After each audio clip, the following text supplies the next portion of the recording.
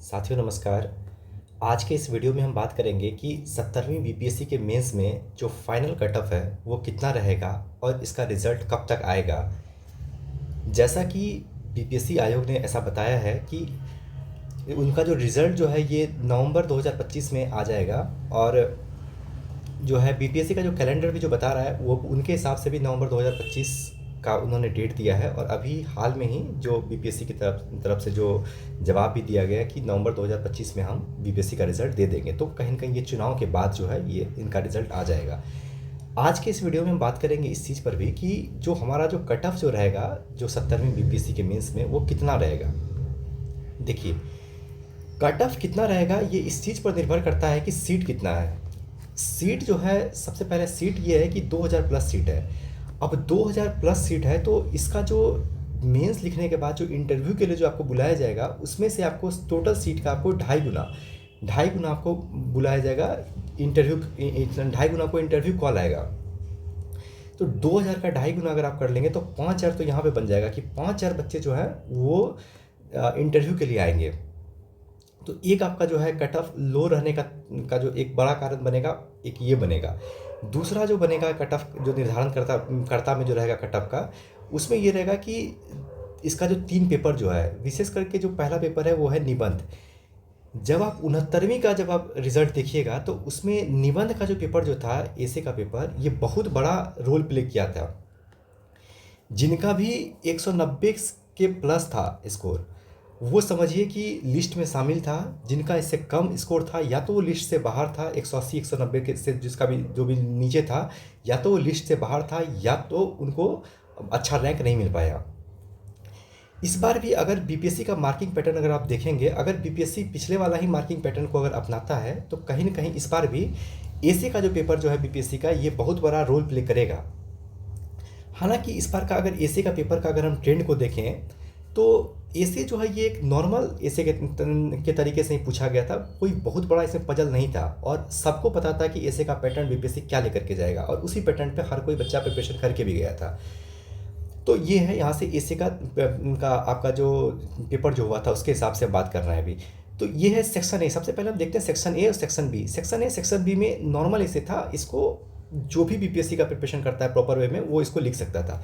Section 3 थोड़ा सा जो है इसमें एज हिंदी मीडियम वाले को मिलता है, क्योंकि इसमें रीजनल लैंग्वेज का इसमें पकड़ जिनका सही रहेगा वही इसमें डोमिनेट कर पाएगा सेक्शन सी में। जब आप इस पॉइंट ऑफ व्यू से देखेंगे सेक्शन सी के पॉइंट ऑफ व्यू से, तो यहाँ पर हिंदी मीडियम थोड़ा सा डोमिनेट ले सकता है।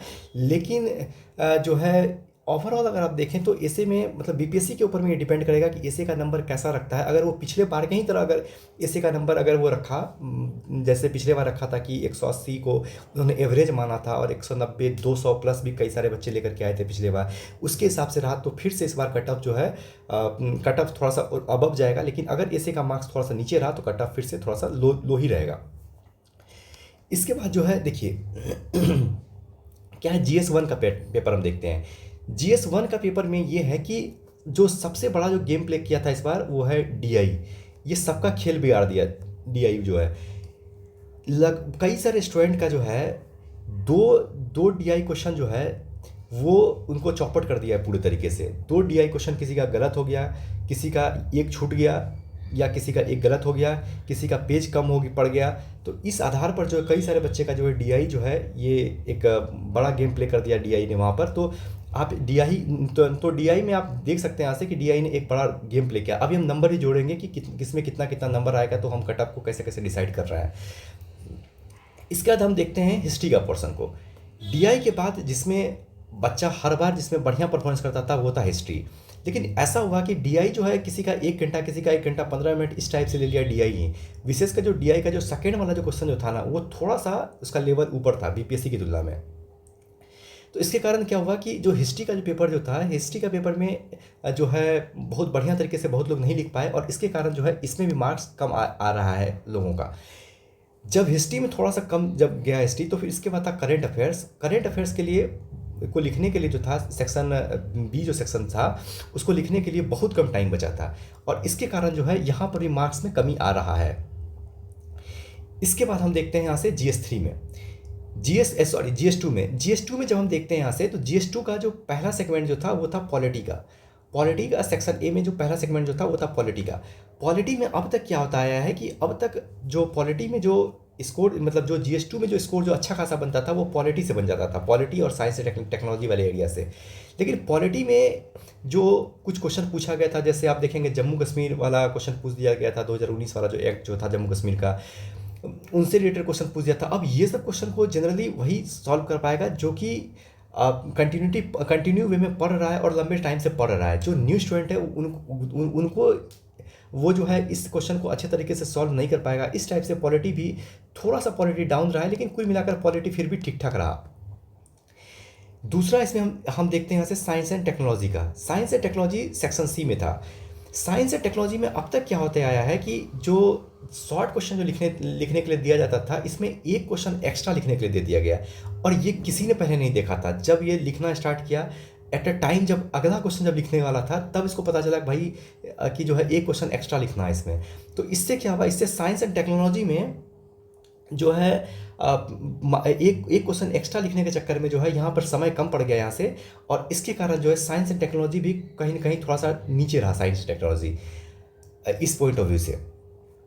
इसके बाद हम देखते हैं इनका जो बीच वाला जो सेगमेंट जो था, जिसमें इकोनॉमिक्स, जियोग्राफी, इन्वायरमेंट और बिहार से रिलेटेड जो क्वेश्चन रहता है और अदर क्वेश्चन इसमें पूछा जाता है। इसमें इस सेक्शन में भी क्या था कि इस सेक्शन में जैसे आप देखेंगे प्रायद्वीपीय भारत वाला जो क्वेश्चन जो पूछ दिया गया था, उस टाइप का क्वेश्चन सब जो पूछा गया था, वो सब जो है उस क्वेश्चन को बेसिकली उस क्वेश्चन को सॉल्व करने के लिए आपके पास में एक बेहतर माइंडसेट होना चाहिए था, तभी उस क्वेश्चन को आप बेहतर तरीके से सॉल्व कर पाते। तो ये भी कहीं ना कहीं एक बड़ा गेम प्ले कर दिया यहाँ से। तो इस टाइप से हमने देखा कि ऐसे GS1 और GS2 तीनों ने एक ठीक ठाक गेम प्ले किया है। हालांकि ऐसे को मतलब ऐसे ठीक ठाक था ऐसे, लेकिन GS1 और GS2 थोड़ा सा हिलाया था स्टूडेंट को इस बार BPSC के एग्ज़ाम में।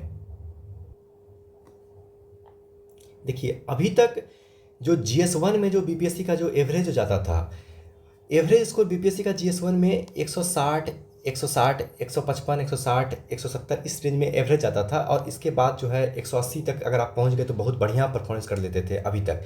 लेकिन इस बार क्या है, इस बार जो है GS1 जो है थोड़ा सा नीचे गिर गया है। हम जोड़ें अगर GS1 का मार्क्स अगर हम, तो देखिए GS1 में क्या हो रहा है यहाँ से। GS1 में अगर आपने DI में अगर 2 क्वेश्चन अगर आपका गायब हो जा रहा है यहाँ से, तो अगर हम मोटा मोटी जोड़ें तो 56 नंबर अगर आप देखते हैं यहाँ से, 56, 55, 56 नंबर अगर आप DI से लेकर के आ रहे हैं 56 नंबर के आसपास, तो फिर जो है आप फिर भी एक सेफ स्कोर में हैं आप। इसके बाद जो है करेंट अफेयर्स से पहले हम हिस्ट्री को देख लेते हैं। हिस्ट्री में अगर आपने DI के बाद अगर आपने हिस्ट्री को ही किया होगा, तो हिस्ट्री में स्वाभाविक सी बात है आपने करेंट अफेयर्स से बढ़िया लिखा होगा हिस्ट्री को। और हिस्ट्री को अगर आपने लिखा होगा तो हिस्ट्री में अगर आप 50-55 नंबर भी लेते आए, 50 से 55 नंबर भी, तो भी एक ठीक ठाक स्कोर है ये। अगर हम इस दोनों को जोड़ दें तो 110 के आसपास बन जाएगा DI और हिस्ट्री का स्कोर जो है। और इसके बाद अगर आपने करेंट अफेयर्स में अगर आप 35 से 40 नंबर भी अगर आप लेते, 30 से 40 नंबर भी अगर आप लेते आए होंगे, तो बहुत बढ़िया आपका स्कोर हो जाएगा इस बार आपका। 30 नंबर अगर आप लेते आए करेंट अफेयर्स में इस बार जो है, तो आपका जो है 140 के आसपास पहुंच जाएगा। और 140 नंबर इसमें अगर लेते आए आप तो 150 के आसपास पहुंच जाएगा। 150 जो है इस बार बहुत बढ़िया स्कोर है GS1 में। उसके आगे भी आप जा सकते हैं जिसका DI बहुत बढ़िया रहा है। तो कुल हम इसमें जोड़ते हैं कि GS1 में जो इस बार जो हम लेकर के चल रहे हैं GS1 का स्कोर, जो एवरेज कट ऑफ को जो हम लेकर के चल रहे हैं वो है 140। अगर 130 के आसपास भी है आपका तो भी हड़बड़ाने का ज़रूरत नहीं है, क्योंकि हम ऐसे में देखेंगे अभी ऐसे में कि कैसे ऐसे मार्किंग होगा। इसके बाद हम GS2 में देखते हैं। GS2 में जो एवरेज मार्किंग है वो 140 से 145 के आसपास रहा है। GS2 का एवरेज मार्किंग 135 से 145 के आसपास, 140, 145 आप मान लीजिए GS2 का। GS2 में जो डोमिनेट करता था, पॉलिटी वगैरह डोमिनेट करता था। पॉलिटी में अगर आपने 55 नंबर के आसपास भी अगर आप पॉलिटी को लिख दिए हैं अगर अच्छे से, 50 से 55 नंबर, क्योंकि हम इसलिए बता रहे हैं क्योंकि आपने सबसे पहले पॉलिटी ही किया होगा और पॉलिटी को पहले लिखा होगा, तो स्वाभाविक सी बात है आप बहुत कुछ सोच समझ के लिखे होंगे और बहुत कुछ इसमें डायग्राम वगैरह भी आप यूज़ किए होंगे। तो 50-55 नंबर के आसपास भी अगर आप इसमें से लेते आते हैं, 55 से 50 नंबर भी, तो भी आप इसमें एक बढ़िया स्कोर कर रहे हैं। साइंस में अगर आप पीछे किए हैं, मतलब अगर आप बीच वाला सेक्शन बी को अगर आप पहले किए हैं, तो फिर आपका साइंस थोड़ा सा आपका नीचे चला जाएगा। लेकिन अगर आप साइंस पहले किए हैं तो फिर आपका बीच वाला सेक्शन थोड़ा सा आपका नीचे चले जाएगा, मतलब जाएगा तो कोई ना कोई एक सेगमेंट तो नीचे आपका जाएगा। अगर आपने साइंस को अगर आप अच्छे से अगर आप किए होंगे कवर आप यहाँ से, तो साइंस में आपका जो नंबर जो है ये आपका 38 से 40 के आसपास आपका निकल करके आ जाएगा आपका, अगर आप पहले किए होंगे तो। और नहीं तो अगर बाद में अगर आप किए होंगे साइंस को तो फिर आप जो है 30 से 35 के आसपास आप रहेंगे साइंस में। तो ये था साइंस का यहाँ से। इसके बाद है इकोनॉमिक्स, ज्योग्राफी, इन्वायरमेंट, अदर। अगर हम इस दोनों से अगर हम जोड़ लें, अगर यहाँ से 50 और जो है अगर 40 को जोड़ते हैं यहाँ से, या फिर 35 को जोड़ देते हैं एवरेज हम यहाँ से, तो फिर हमारा यहाँ से जो है 85 अभी तक हमारा हो गया। 85 होने के बाद जो है अब यहाँ से आप जो है इस वाले सेक्शन में अगर आपने यहाँ पर जो है ये जितना सेगमेंट है इसमें से अगर आपने 45 नंबर भी अगर आप बढ़िया से लेते आए होंगे, 45 मतलब 40 से 45 नंबर भी आप लेते आए होंगे, तो भी आप याद रखिए आप एक अच्छे स्कोर पे आप रहेंगे इस साल। अगर आप 45 नंबर भी यहाँ से लेते आते हैं तो कितना आपका हो जाएगा यहाँ से, आपका ये हो गया यहाँ से 130 के आसपास आप पहुँच जाएंगे। और इस बार का एक बढ़िया स्कोर है ये 130 के आसपास। GS2 में अगर आपका 130 के आसपास आ रहा है तो ये एक बढ़िया स्कोर है। 140 और 130 मतलब 270 के आसपास आप पहुँच गए हैं। 270 में पहुँचने के बाद जब आप उसके बाद आप आइए निबंध में। निबंध में देखिए, अगर निबंध में बीपीएससी अगर पहले के हिसाब से अगर बीपीएससी अगर मार्किंग करता है तो फिर आप थोड़ा सा इसमें आपको ज़्यादा बढ़िया नंबर फिर आपको मिलेगा, वरना इसमें आपको नंबर कम मिलेगा। इसमें अगर हम जोड़ें अगर यहाँ से कि अगर आपने एवरेज जो है अगर आपने 170 भी अगर इसमें से लेते आए होंगे अगर आप यहाँ से, या फिर अगर 160 भी अगर आप लाए होंगे यहाँ से, तो भी आपका संभावना बनेगा इस बार कि आप जनरल कैटेगरी से आप इस बार जो है आप जो है इंटरव्यू के लिए आप क्वालिफाई आप करेंगे। इसको अगर हम जोड़ते हैं यहाँ से तो 270 प्लस 170 को आप जोड़ लीजिए, यहाँ से कितना हो गया, यहाँ से हो गया आपका 440 के आसपास हो गया आपका। 440 बहुत मतलब 440 इस बार जो बहुत बढ़िया स्कोर है आपका। और 160 भी अगर आपका रहेगा, अगर आपका इवन आपका, और तो भी आपका यहाँ से सिलेक्शन होने का पूरा संभावना रहेगा, क्योंकि जो है 440 430 इस रेंज में इस बार कट ऑफ जाने का इसलिए संभावना है क्योंकि सीट बहुत ज़्यादा है और 5000 बच्चे जो हैं इंटरव्यू के लिए अपीयर्ड होंगे। तो इस टाइप से हम देख रहे हैं कि 430 440 इस बार जो है बहुत बढ़िया स्कोर है जो जनरल कैटेगरी से हैं। और ये अगर इसमें थोड़ा बहुत माइनस प्लस होगा तो फिर तो भी थोड़ा बहुत हो जाएगा इसमें। तो ये हमारा कि 400 मतलब इस बार आप जो 420 से 440 के अंदर में आप रहिए यहाँ से, तो फिर आपका यहाँ से जो है सिलेक्शन इस बार जो है मतलब इस बार जो 420 से 440 के बीच में अगर आप रहिएगा तो आपका जो इंटरव्यू कॉल आपको जो है आ जाएगा अगर आप जनरल कैटेगरी से हैं तो। अब देखिए अब क्या होता है कि बिहार में जो है जब भी एग्ज़ाम होगा यहाँ पर तो क्या होगा, अब एक तो होगा जनरल कैटेगरी, दूसरा एक तो होगा जनरल कैटेगरी, दूसरा होगा अदर कैटेगरी। देखिए अदर कैटेगरी, जनरल कैटेगरी में क्या है, जनरल कैटेगरी में बिहार प्लस अदर स्टेट वाले भी फाइट इसमें करेंगे। और जो अदर कैटेगरी जो है मतलब कैटेगरी जो है जिसमें उसमें क्या होगा, जैसे EWS हो गया, OBC हो गया, SC हो गया, ST हो गया, इसमें क्या है, इसमें जो सिर्फ बिहार वाले से फाइट करेंगे। लेकिन गर्ल्स वाले में जो है अदर स्टेट का भी गर्ल्स जो है इसमें फाइट करेगी। लेकिन ऐसे क्या है, मतलब गर्ल्स वाले में ये है कि जो इस वाले गर्ल्स में जो है यहाँ पर ये जो है मतलब गर्ल्स वाला जो अदर स्टेट का जो गर्ल्स जो है वो जनरल वाला जो गर्ल्स वाला जो रहेगा उसमें वो फाइट करेगी। बाकी तो यहाँ से जो है अदर के स्टेट वाले को इसमें नहीं मिलेगा इसमें। तो कैटेगरी वाले में क्या है कि आप इसमें बिहार को समझिए, आप किसी बिहार वाले बच्चे से फाइट करेंगे इसमें। तो इस टाइप से जो कैटेगरी का जो कट ऑफ जो रहेगा मेंस का वो कहीं ना कहीं जनरल की तुलना में बहुत कम रहने का संभावना है। क्योंकि देखिए कैटेगरी में क्या है, कैटेगरी में कि जो है जनरल में अदर स्टेट वाले जब फाइट कर रहे हैं यहाँ से, तो इसमें से कई सारे बच्चे ऐसे भी हैं, खुद मेरा भी दोस्त सब है जो कि ऑलरेडी जो UPSC का इंटरव्यू दे चुका है, जो कि UPPCS में का भी इंटरव्यू दे चुका है, वो सब इसमें फाइट कर रहे हैं यहाँ से जनरल फाइट में। तो ये सब स्वाभाविक सी बात है, थोड़ा सा कट ऑफ को रखेंगे। बाकी जो है जो अदर कैटेगरी वाले जो हैं उनका जो है अंतर अभी तक का जो है BPSC के इतिहास में सबसे ज़्यादा रहेगा, जनरल और कैटेगरी वाले का अंतर।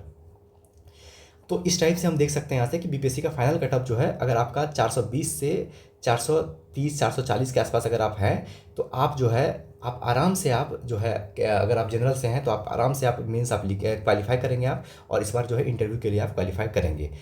अब यहाँ से एक बात ये आगे है कि जो है इस वीडियो में जो है ये हम बताने का आपको कोशिश किए, और अब हम इसी बेसिस पर आपको हम आगे लेकर के जाएंगे कि इंटरव्यू के लिए करना क्या चीज़ है, और आपको जो है 71वीं का जो है मेंस के लिए आपको क्या क्या चीज़ करना है वो हम आगे वीडियो में बताएंगे आपको। तब तक के लिए आप मेरे चैनल को सब्सक्राइब कीजिए। धन्यवाद।